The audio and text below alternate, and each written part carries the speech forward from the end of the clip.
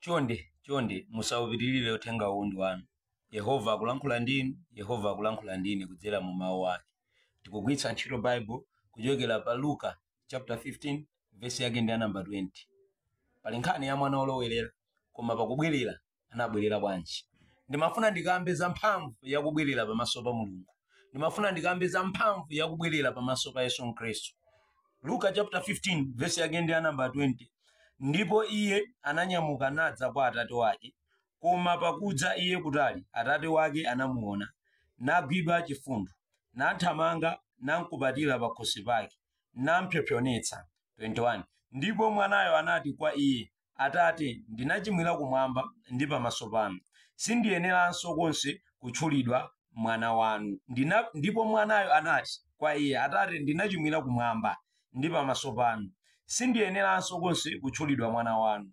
Koma atateyo ananena kwa akapolo wake, tulutsani msanga mwinjiro wonkometsetsa nimumveke, ndipo mpatseni mphete kudzanja lake ndi nsapato kumapazi ake. Haleluya. Okondedwa omvera, lero ndimafuna ndikambe za mphamvu yakubwerera pamaso pa Mulungu.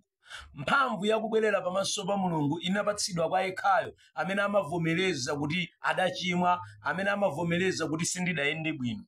Tamvetserani, mwana olowerera uyo amene adatenga chuma cha atate wake napita ku dziko lakutali nakadyerera namaliza theka lonse la chuma chake, ndipo anayamba kukhala moyo wovutika, ndipo adalingalira, no, kunyumba kwa atate wanga chilipo china chilichonse, ndibwerera ndikakhale wantchito kumene, koma ndikakafika ndikawuza kunena kuti ndinakuchimwirani ndipo ndinachimwira kumwamba, kotero sindikuyeneranso kutchulidwa mwana wanu munditenge ngati wantchito.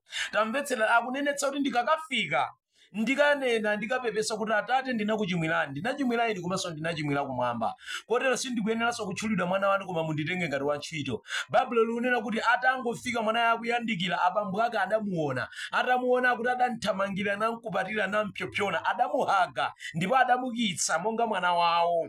Ndipo atamukitsa mwana uja kuti sanakhale chete, ananena kuti Atate, ndinakuchimwirani, ndinachimwira kumwamba, kotero sindikuyeneranso kutani kutchulidwa mwana wanu. Kotero mwana uja sanakhale chete chifukwa choona kuti bambo ake amulandira, komabe ananena kuti ndinachimwa, analapa, ananena kuti ndinachimwa, ndinachimwira inu komanso ndinachimwira kumwamba. Akuti pomwepo atangolankhula mawu omenewo, bambo ake anawuza akapolo ake kuti tatulutsani mwinjiro wokometsetsa uja timveke, komanso mpatseni mphete kudzanja lake lamanja, komanso ndi nsapato kumapazi ake. Ndimafuna ndilankhule ndi wina wake lero lino, okondedwa, kunena kuti kumphamvu yakubwerera pamaso pa Mulungu inapatsidwa kwa okhawo amene ali olapa mzimu ndi muchoonadi. Tamvetserani, tilipo akhristu ambiri lero lino tayenda mmoyo wa ku dziko lapansi ndipo takumana nazi zopsinja, ndipo tidapanga chiganizo kuti tikubwerera pamaso pa Mulungu, koma chifukwa titangofika kwa abusa athu adatilandira sadatidzudzule natikhazika pansi, kotero sitinafunenso kuti tilape timuze Ambuye kuti ndinakuchimwirani. Titabwerera pamaso pa mpingo titaona kuti mpingo watilandira nkuima kutsogolo, nkuimba nyimbo takulandirani, munali obwera osochera mwabwera, kotero sitinafunenso kulapa kudzipereka pamaso pa Mulungu, bora mpingo ifeyo watilandira.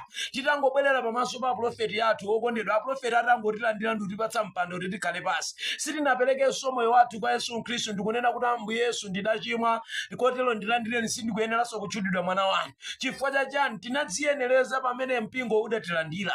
Chifukwa chachani? Tidadziyenereza pamene abusa athu adatilandira.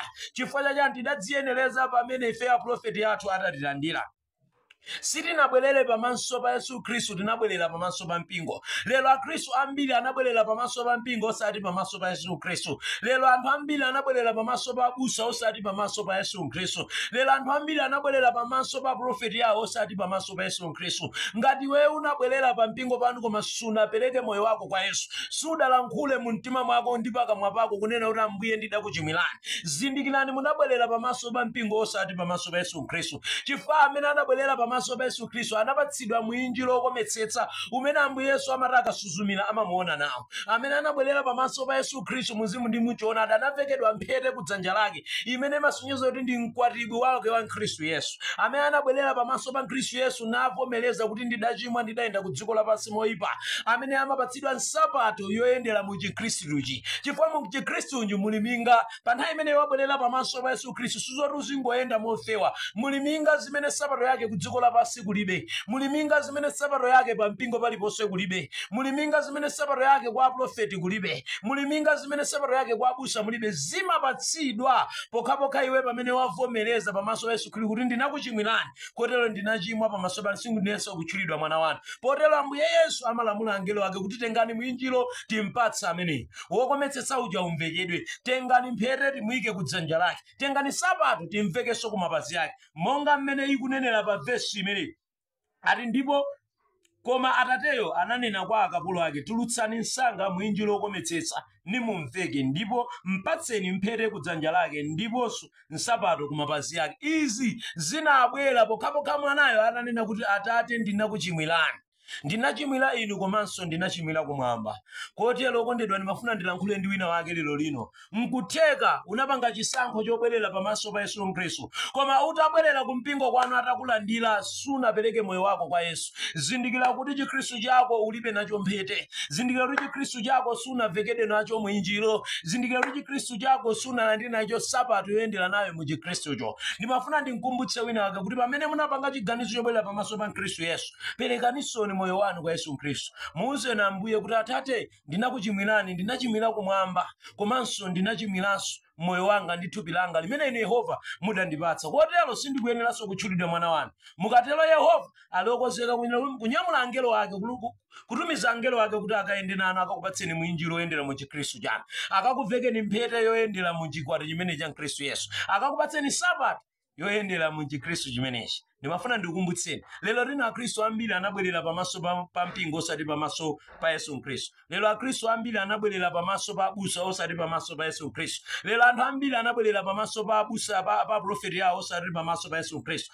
Ngati munabwerera pamaso pa Yesu Khristu, perekani moyo wanu kwa Yesu Khristu. Muze na Ambuye Yesu, ndinakuchimwirani, ndinachimwira kumwamba komanso sindikuyenera kutchulidwa mwana wanu. Kotero mundikhululukire. Ali wokonzeka iye kutumiza angelo wake ndikupatsani mwinjiro komanso mphete ndi sabato ku mapazi anu. Ambuye akudalitseni.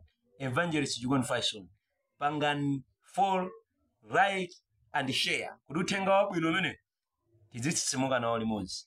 Amen.